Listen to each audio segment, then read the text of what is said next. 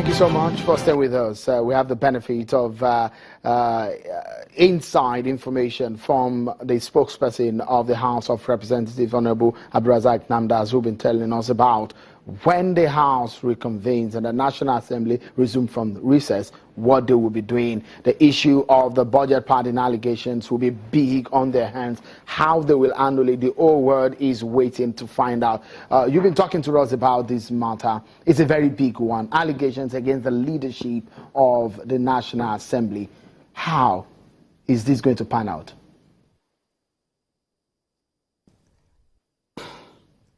You see, I was trying to explain people who claim that there were insertions, that after this budget was signed, some people went around, 4 individuals came around and decided to insert certain things in the document. But let me make a clarification. When this budget was transmitted to the president, he refused to sign. He felt that he needed to see the details.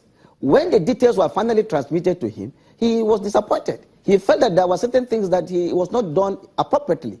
And this same speaker, Right Honorable Yakubu Dogara, the people are calling him, was one of those leaders who saved the situation.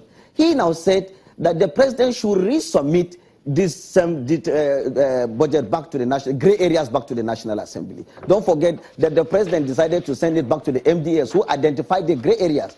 When these things were identified, this same speaker decided to sit with the leadership of the Senate and say, look, we in the House of Representatives, we alone cannot sign a budget. And therefore, we needed a tripartite committee made up of members of the House of Representatives, members of the Senate, and then the members of the executive, for the first time in the history of budget processes, bringing the executive to be part of the budget, headed by the Deputy Speaker, Honorable Yusuf Lassun.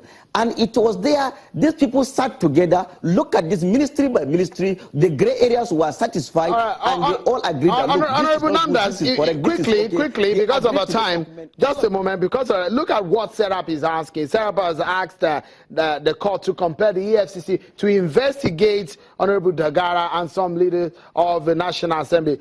There is a quote from the suits they filed. It says that the EFCC to investigate allegations of budget padding and abuse of office leveled against the Speaker of the House of Representatives of the Federal Republic of Nigeria.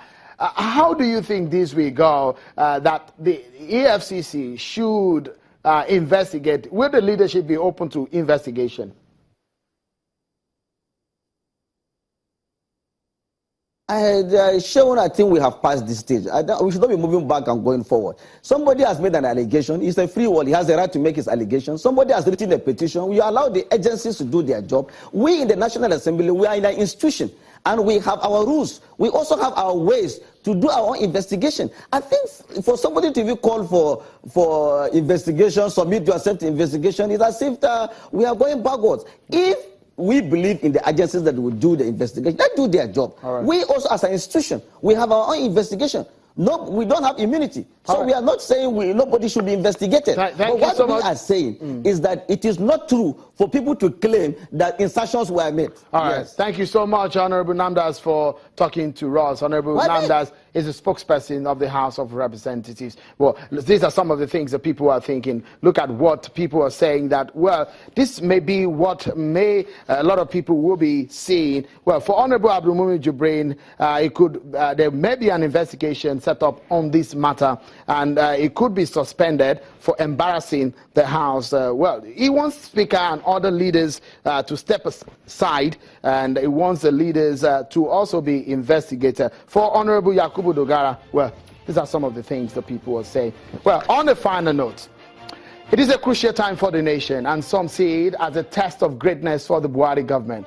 Will they emerge from this successfully? To be successful means more work and carrying everyone along. Maybe a few of these tips might help. It is important that the president seeks audience with the federal lawmakers. Some will say it should, as a matter of necessity, address the nation through the people's elected representatives in the National Assembly.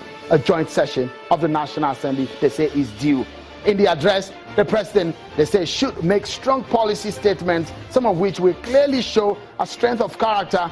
The people expect him to speak truth to power and regain the confidence. Some say the recession may have reduced. Others have asked that the president should sack his economic team. Well, they say the time has come for him to rejig his team to improve productivity as the National Assembly resumes.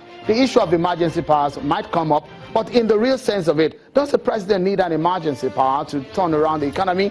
Well, I don't think so. The Constitution already empowers the office so much that with carefully detailed ideas and policy mapping, the nation could emerge from the recession as one of the greatest in the world. Well, that's our show for tonight. Many thanks for being part of it. I'm Sean Wakimbale on behalf of the team. Bye for now.